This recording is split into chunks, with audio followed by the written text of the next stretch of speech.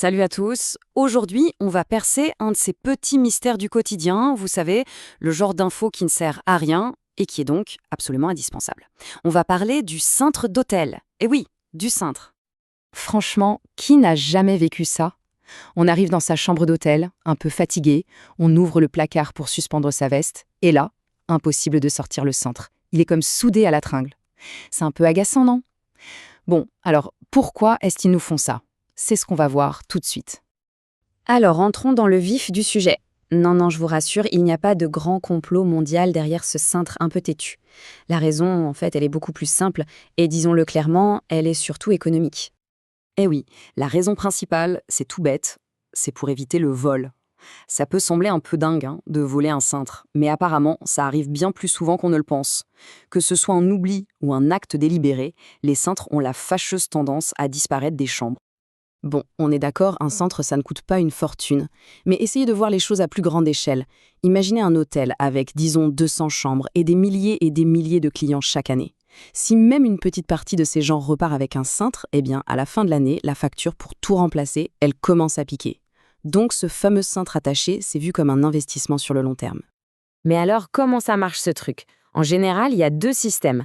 Soit le cintre est directement attaché à une espèce de tige qui, elle, reste dans le placard, soit, et c'est le plus courant, il n'a pas de vrai crochet, juste une petite boule ou un petit embout en métal. Cet embout ne peut s'insérer que dans un rail spécial fixé dans l'armoire. Et le plus malin dans tout ça, c'est que même si par miracle on arrivait à l'arracher, il serait complètement inutilisable chez soi. Bien joué, non? Ok, donc c'est une histoire de sous. Mais pas seulement, parce que derrière ce choix, il y a aussi toute une psychologie. En fait, le type de centre qu'un hôtel met dans ses placards, eh bien, s'en dit long sur sa vision du client et sur l'expérience qu'il veut proposer. Parce qu'il faut se poser la question, quel message ça envoie, un cintre comme ça? Pour beaucoup de gens, tomber sur ces cintres bloqués, ça peut créer un petit sentiment de méfiance. C'est un peu comme si l'hôtel nous disait, de manière très subtile, on vous surveille, ne touchez à rien. Et c'est là qu'on voit qu'il y a vraiment deux stratégies qui s'opposent. D'un côté, on a les grandes chaînes, les hôtels de milieu de gamme, où la priorité, c'est l'efficacité, la sécurité, le contrôle des coûts. Logique. De l'autre côté, on a les hôtels de luxe. Là, c'est une autre histoire. Eux, ils misent tout sur l'expérience, la confiance. Pour eux, proposer un beau cintre en bois, qu'on peut prendre et manipuler librement, ça fait partie du service. C'est un signe qui dit « on vous fait confiance ». Et tant pis s'ils en perdent quelques-uns en route. Allez, maintenant qu'on a vu le pourquoi du comment, passons à quelques petits faits bonus assez surprenants.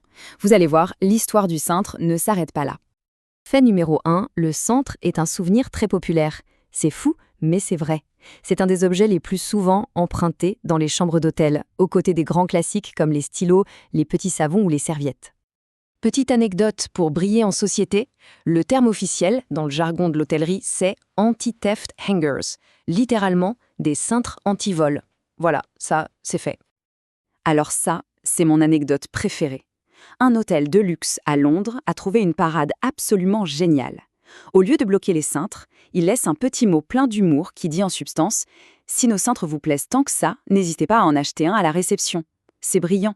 Ça désamorce complètement la situation et ça transforme un potentiel vol en une interaction sympa. Et pour finir, quelques derniers faits en vrac. Certains hôtels gravent leur logo sur les cintres en bois, comme ça si quelqu'un le prend, ça leur fait de la pub gratuite. On retrouve aussi ces cintres sécurisés dans les salles de sport ou les piscines, ce qui est logique. Et le meilleur pour la fin, certains hôtels au Japon proposent les deux. Quelques cintres attachés pour le gros des troupes et 2 ou 3 beaux cintres libres, juste comme ça, en signe de confiance. C'est pas mal comme compromis.